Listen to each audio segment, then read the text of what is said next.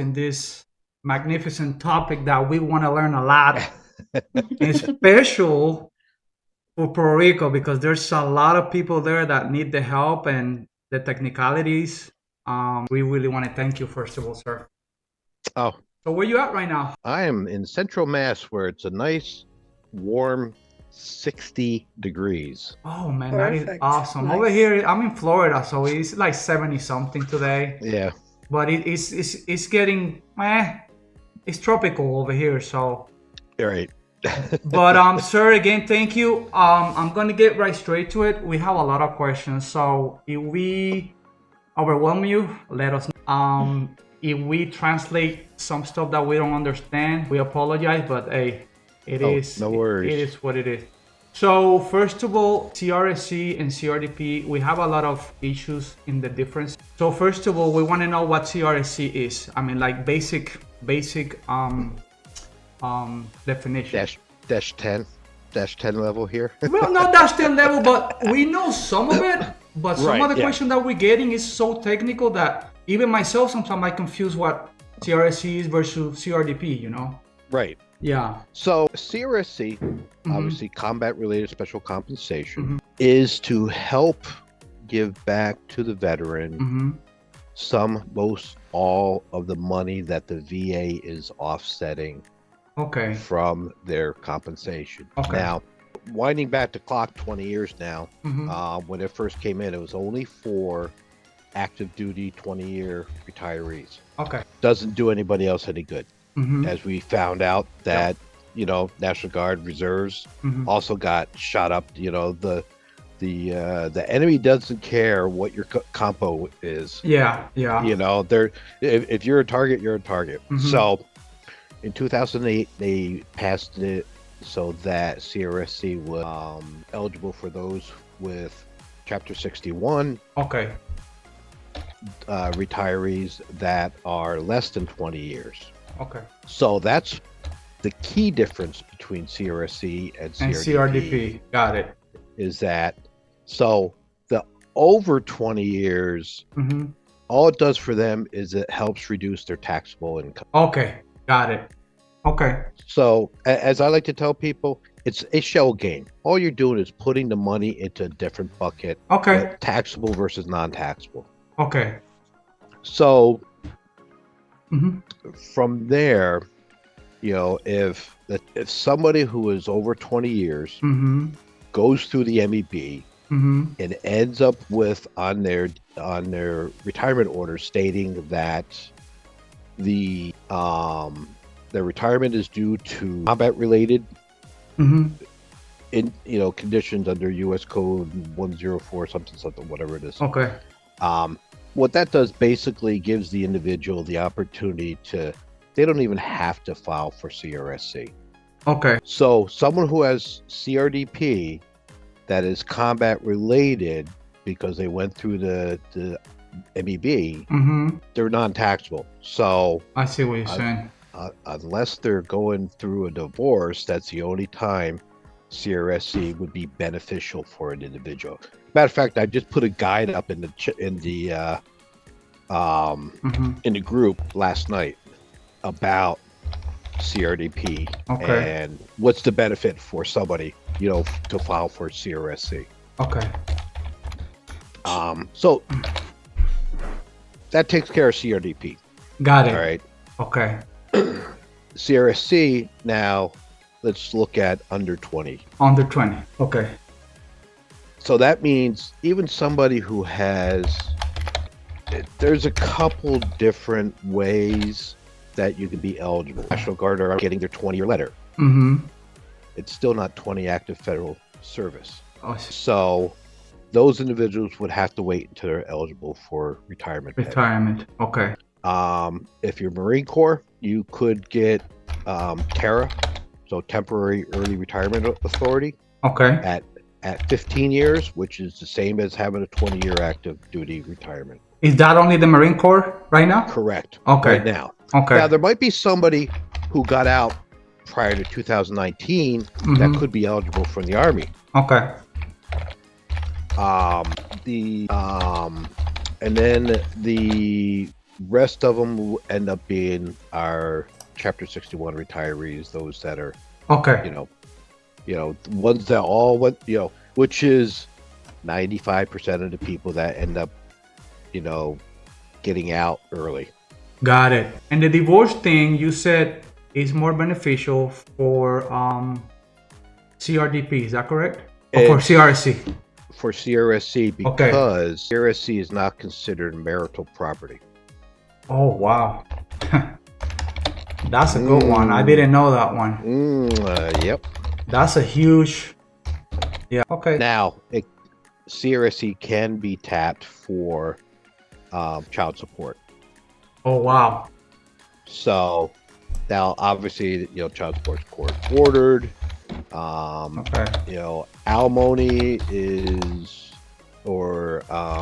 alimony I think was the one that it's off the books when it comes to CRSC. Okay. So there's a statement in there that Carl had made. There was a post that was done yesterday, so I copied and pasted what he had said. He is in depth into it. He really understands it. So we got all that out of the way. We think. Yeah. So for CRSC, the basics: entitled to retired pay, and would be receiving it if the VA was not offsetting it. Oh, wow. I didn't know that either. Yep. So if you're under 20 years active federal service and you get disability retired, your pay is going to be offset by the VA. Okay. Yep. It's a 1-to-1. So if your VA is higher than your retirement pay, you don't see any retirement pay. You're still considered retired. You just get the VA. You just get the VA. Okay. Now, if your DOD retirement pay, your Chapter 61 retirement pay is higher than the VA, you get a residual. Okay. So if you were to get $4,000 for Chapter 61 and $3,500 for a VA, you would get a $500 check from DOD. Okay. For that extra amount. So you have to be, like I said, you have to be retired, and you have to have at least a 10% rating or higher from the VA. Okay, 10%. Okay. All right. Now, I think we covered this one already. Who qualified for it? I think you covered that one already. Right. Go ahead, Begalin. Okay, I left behind. I was writing and I missed the information. How you doing, sir? So I was missing the information again. Okay, TPU reservist. Right. Under 20 years. Right. Medical board. Yep. Over 10% VA. Right. Can they apply? Absolutely. 100% they can apply. Okay. It is that I caught the portion that you were saying that they need to wait until they are eligible. That would be somebody who just ends up getting out after they retire. Okay. Instead of going through getting disability retirement. So if they have a 20-year letter and they go through the MEB, they can certainly apply. Okay. So that I didn't clarify that well enough. Okay. So that's a good point. So if somebody has a 20-year letter, they just get out because they're done. They ETS. They would have to wait until they're eligible. Okay. For CRDP, which would be 60 or earlier if they have a early reserve retirement. Perfect. Got it. Thank you, sir. Okay. That answer one of our questions. Now the other one is we read some of it when it talks about like weapons qualification, CXT access, or any training environment. How does that apply to CRSC? If there is an acute injury instead of a chronic wear and tear type injury, so let's say you're at the rifle range and you had a weapons malfunction. Okay. Sends the the bolt back. Okay. And you catch it in your cheek, breaking an orbital socket, or long-term problems with that could be considered under instrumentality of war. Got it. So now, if it's something the wear and tear, so you're out with your 80-pound ruck,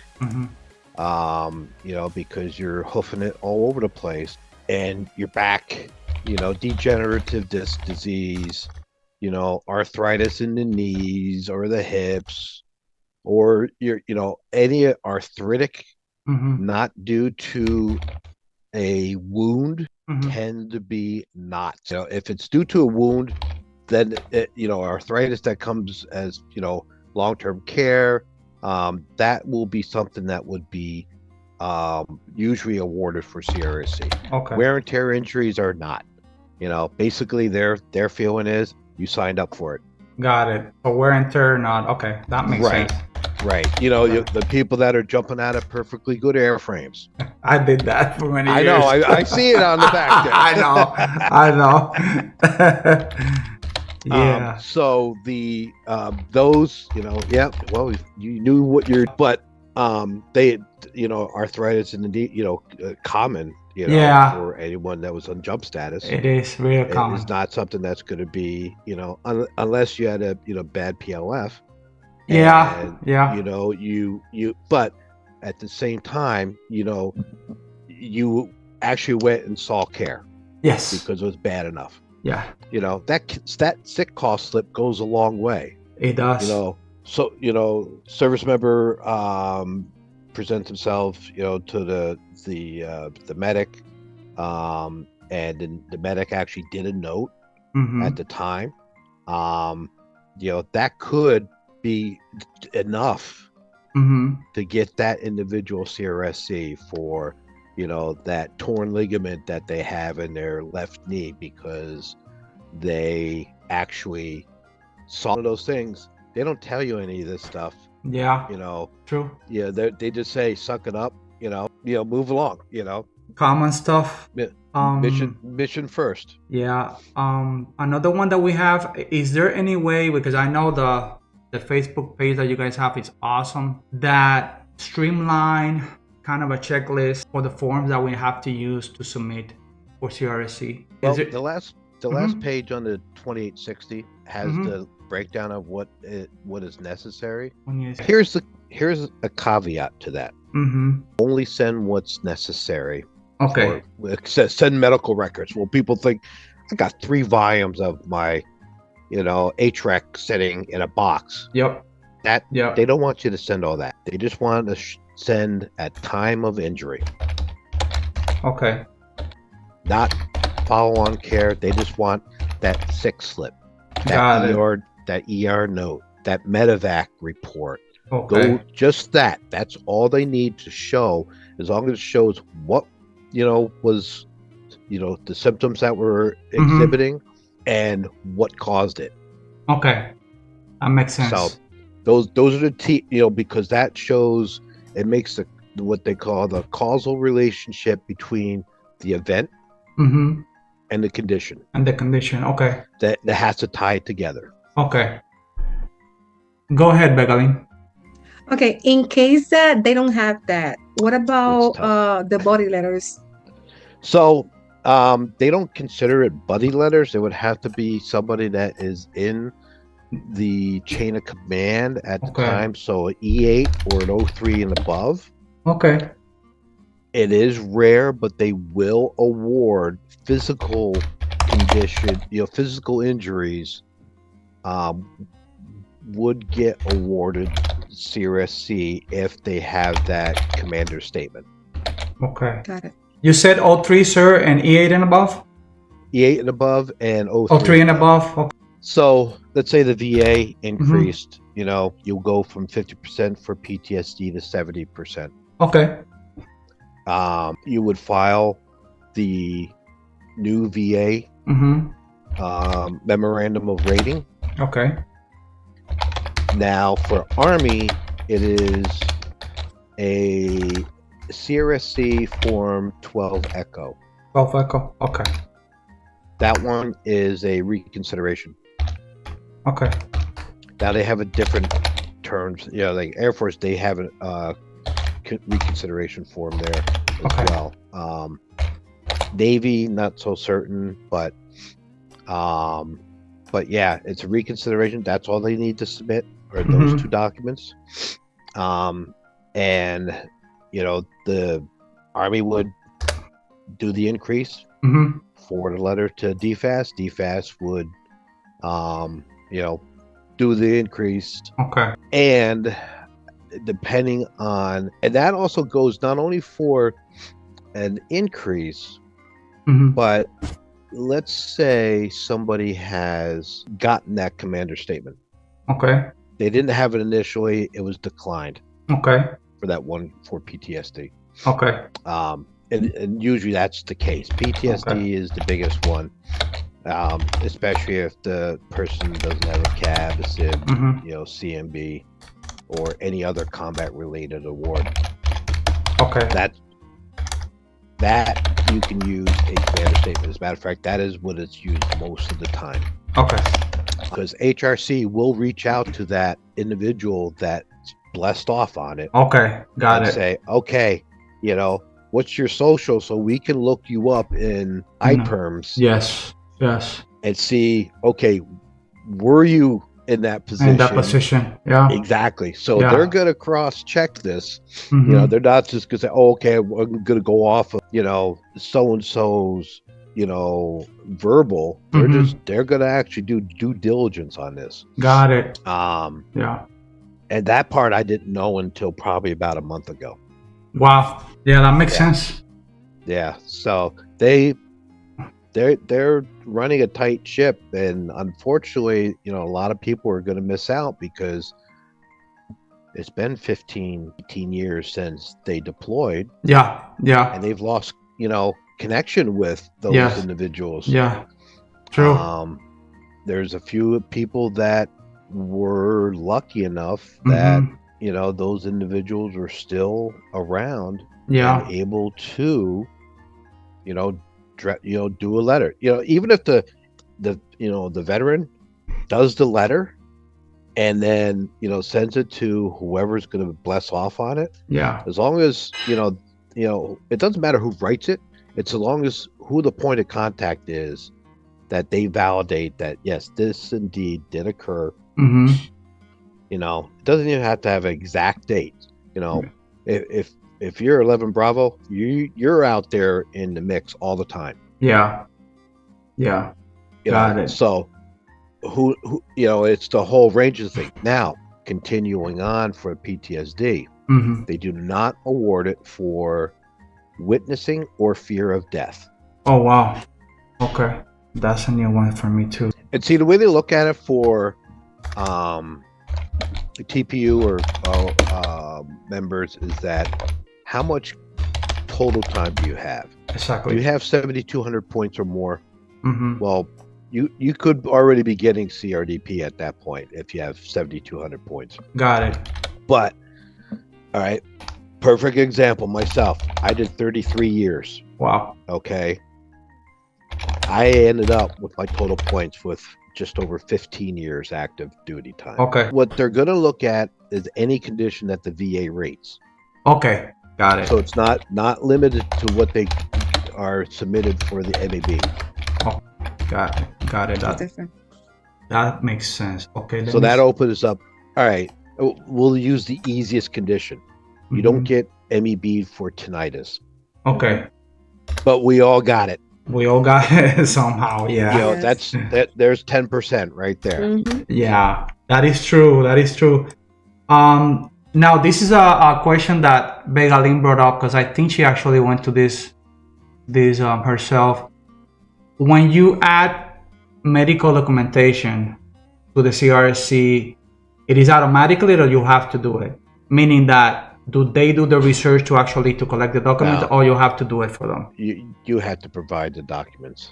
You heard that, Begalin? Even though they are VAs? Well, they're not VA. This is Army. I mean, VA documents? Well, so it's by the time you get to the VA, Yeah. it's already long after the fact, Yes. because now the examiner at the VA is only doing it based on your testimony as part of your examination process. Okay. So unfortunately, that would not work. Mm. And even though PTSD does not manifest itself until you've had at least 6 months to decompress. True. Okay. That is true. And that's where they tied in, with the combat action badges to make that connection. Yeah. Unfortunately, But so go ahead. retroactive will go up to 6 years. Up to 6 years. Okay. Yep. Depends on when you were actually retired. Okay. That's one part of it. Presumptive conditions, so the conditions that are related to burn pits. Okay. The nice thing about that one is all you have to do is been shown that you were diagnosed by the VA and rated for it, and that you were in the theater. Okay. So there might be a lot of people that could at least get caught up in that and get something out of it, even if they can't reach back far enough to to get their first shirt or their CO at the time. Got it. For PACT Act, it would only go back to August 2022 because that's when it was signed into law. Okay. Or if it's a condition that happened to be diagnosed after you got out, then it would be back to the date of diagnosis. Okay. Got it. This last question. Go ahead, Begali. You have something? Yeah, that was one of the questions, because I was trying to help somebody and he was going through PAC Act, right, all the presumptive, and yes, I was kind of thinking that they could see the VA documentation, but apparently no. No. You have to provide everything. All you have to do, well, if it's PACT Act, all you have to do is have the decision memos from the VA. All it has to do is show that you were rated for it. Okay. It's too easy. So exactly, and that's where at least we can at least get some people that you might get diagnosed and rated for chronic rhinitis. 8 years after the fact. Yeah. Yes. Okay. Fine and good. Oh, hey, here's my DD 214, shows that I was getting imminent danger pay while I was in Djibouti, of all places, but it's within the realm. Of course, if it's Navy, the Navy has it, and the water surrounding the area. Yeah. So at least that can help people get some of it. Yeah. Okay, perfect. The hard one, the most difficult one, is the PTSD. Okay. I have one here that is, I don't know if you can answer this one because it's related. We are helping actually somebody in Puerto Rico, which, man, it's been over like 6 months already. And I'm gonna give you the short version. He had the years enough to retire as a TPU, but before he left, he was under the GR program and he got a Chapter 8. So in other words, he has the time to collect CRDP TPU, not active duty. Right. So, but he had 100% VA, so they did a medical board, so he's getting 100% from VA. So me reading on this on CRDP is supposed to be automatically, but he's almost 62 years old, has not received a dime yet. So it would be automatic if if you get an active duty retirement. However, in his particular case, still have to apply because it's based on points. Got it. You still have to apply for your reserve retirement. I keep on putting it off, but I have to do mine because I'm coming up to 60 next May, and it will take, like, my best friend, they say do not do it any later than 3 months prior to your retirement date. No, you need to do it at least 8 to 9 months out, because You have to. His took 9 months, for his retirement to get approved so it's just like anybody else. If you have your 20-year letter, regardless of how many points you have, you still have to apply for that reserve retirement. Form, this is claim for combat-related special compensation. Yep. This is actually, when it talks about the combat-related codes, it has different blocks in there. So you have the code, you have the date awarded, initial percentage, and then the final percentage. Okay. So the code is optional. If you don't have it, don't worry about it. Okay. Air Force, they are a little picky. Okay. Now, in that regard, it's a matter of getting the code sheet from the VA. You can go to the VA Medical Center, see any VSO there, and they should be able to print that off. Okay. You can also call the 800 number and get it that way, and they'll email it to you, and you'll have it in a short amount of time. Now, HRC will actually pull that. That's why I'm saying it's for the code sheet is optional for Army, because they will actually pull that, because it will have all the dates and the ratings percentages that when you got that condition. Okay. So, for example, that 50% to 70% that person had for PTSD, it would have 50% initial date, 70%, the subsequent increase. Okay. And those are the numbers that would go in for that line. So you have your code, you have your date awarded, your initial, and then your final, what your current one is. And if someone doesn't know it, just you put the same in both. They'll figure it out. Yes. I know the answer, but I want you to explain it better. For example, in the same form that we are talking about, the blocks 13G, 13 Golf. Okay. There's a couple of like Purple Heart, Armed Conflict, and all that. Right. There's some that you can understand, but there's some other that you get kind of confused. So just to see if you can touch a little bit on it. So, armed conflict. If you have it, we'll use PTSD for this, because that's the only way that you would be able to get PTSD awarded is due to armed conflict. So, you would have your combat action badge, your SIBs, any of those combat related awards, even if the pertinence for the air or combat or valor on a RCOM or a AAM. The combat one for that is not for all of them, because some of you could have the C on a AAM or RCOM can be awarded for 4 different things. There's only 2 of them that actually indicate direct combat. Okay. So the Purple Heart, self-explanatory. If you get shot, you check that box. Yeah. Hazardous service, if you're an EOD. That's what, okay, got it. SEAL Team 6, that's definitely, chances are it's going to be, so it goes, the highest precedence is to the left. Okay, got it. Okay. So Purple Heart, Armed Cop, and it works its way down from there. Okay. Simulating war, you're part of an exercise that you're doing a night insertion, and somebody breaks their leg, that would be simulating war. Okay. Instrumentality of war, you're a cannon cocker, you're dropping 155s left and right. I did that for a little bit, yeah. Yep. So you're what'd you say? Yeah.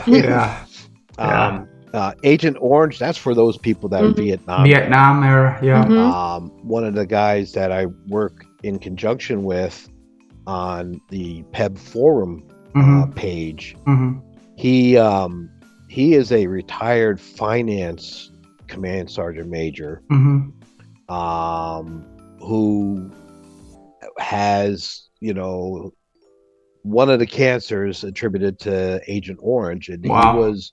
he was awarded, for Agent Orange. So, Mm-hmm.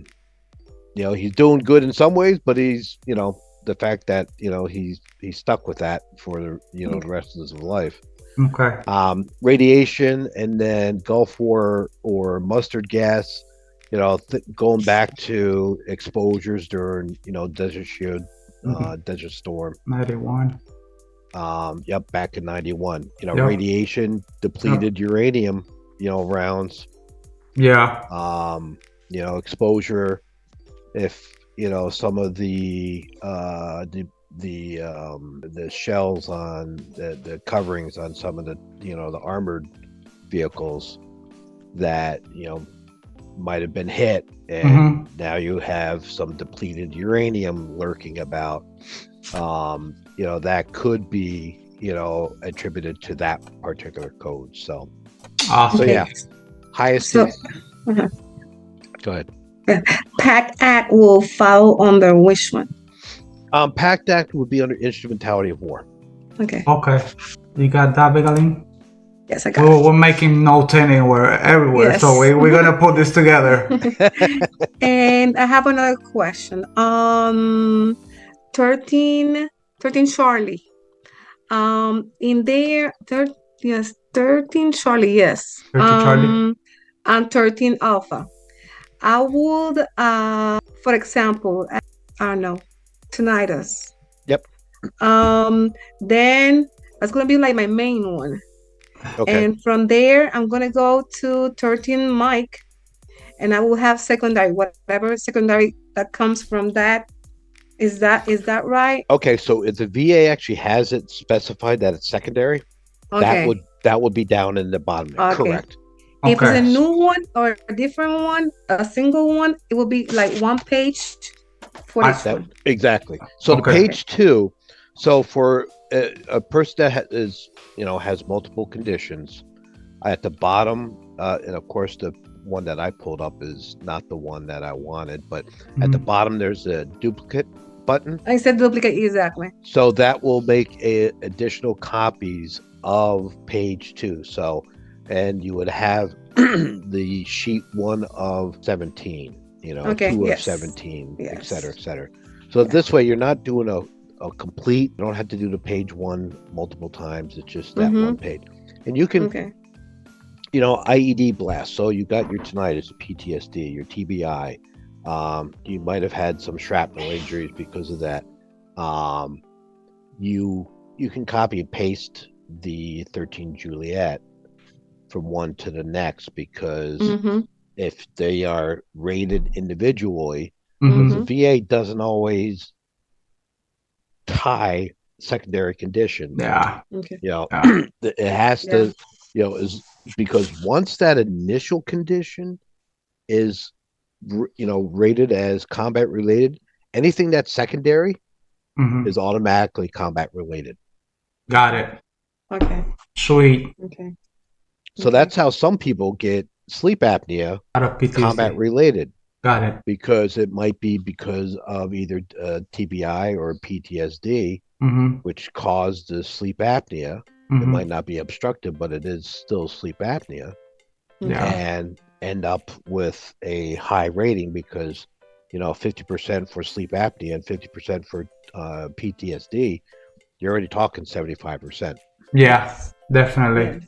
So pretty much besides that, chapters, TPUs under 20 or active duty under 20 years, right, they can apply for this CRSC.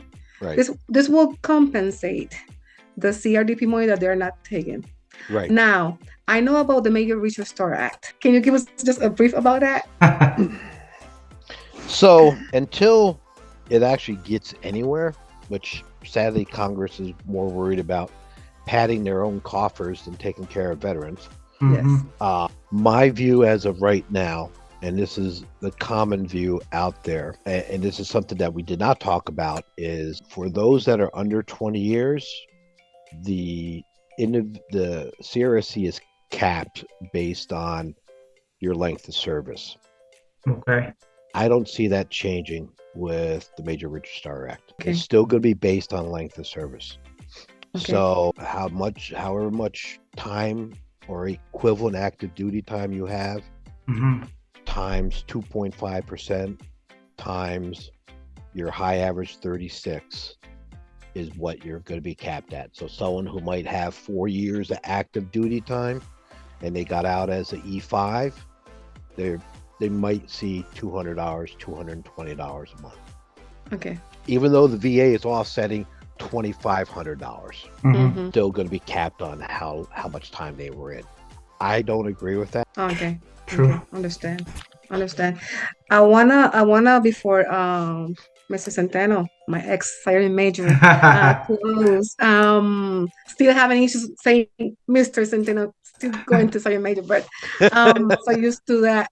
I wanted to say thank you to you, Yep. Mr. Tolman. Your page is great. I was 26 years of service and almost 14 active duty. I was an ADR when I retired, and I got pretty sick. Boom, your page, and I started reading like crazy. I was like, oh my god, Right. and when I'm lost, sometimes I write him. Sometimes, Mr. Centeno, at 11 o'clock at night, and boom, he answered. He's always there. I'm a night person. I just woke up a half hour ago. Actually, got it. And that's people are like, "What are you doing? Answering me at 4 o'clock in the morning?" It's like, well, I'm awake. Because of your page, I would be like lost, not knowing that this existed. I mean, when I talk to this about somebody, when I talk to somebody about this, they're like, "What are you talking about?" I mean, they don't know it existed. So that's why it is so important. It was so important for us to get a time with you so you can clarify our doubts. Right. Then we can get to the people that have been working with us, having issues in these matters, to see if we can help them better, and they can get also to understand it better, because sometimes we also get a little bit lost with some it got some confusing lines. Very confusing language. Yes. But thank you. I mean, look at 7,500 people in 28 months. Wow, that is awesome. I started this mid-May of 2022. Okay. Now I've been doing this. It is so. No, we started helping, especially people from Puerto Rico, and I call it bridging the gap. Oh, absolutely. Because not only you have the technicalities of the verbiage on the applications and all that, but you have the language. Right. So I said, you know what? I think we can help way more people, but we need experts on this subject. And Begalin took the lead on this, on CRDP and CRSC, because I am not by any means the expert. Right. But I really want to thank you, sir, for the opportunity, the time. What are we doing to help veterans out there that probably never got a penny of the money they deserve? Right. And I think it's sad that more people should be doing this to help veterans out there. And it's not about the money. I agree with you. It's about helping people out there. So I really appreciate what you're doing. And if any help we can do, we'll definitely send you some more members to your group. You know where to find me. Yeah. And if we have any crazy questions, we're probably going to send you a message not at 3 o'clock in the morning, but just remember, 3 o'clock in the afternoon is my 3 o'clock in the morning. True, that's true. But I have 2.5 years to completely retire, and this is what I really want to do. I want to help service members and pay back. That's all I want to do. So But thank you, sir. I really, really appreciate your help. Blessings from Florida, from the bottom of my heart. Thank you for what you do, for real. When you get to the end of your career, you try to think of, what can we do to make a difference? Yeah. And I found it. I found my niche. That's awesome. And this is, this is it. And, I'm more than happy to be doing this. Awesome. Every +1 we get is, a win. Thank you so much, sir. Thank you, sir. So let me talk to my compadre for 2 seconds, sir. Again, salute you from Florida. Oh, From Tennessee. oh, thank you. Buenos dias. All right, thank you, sir.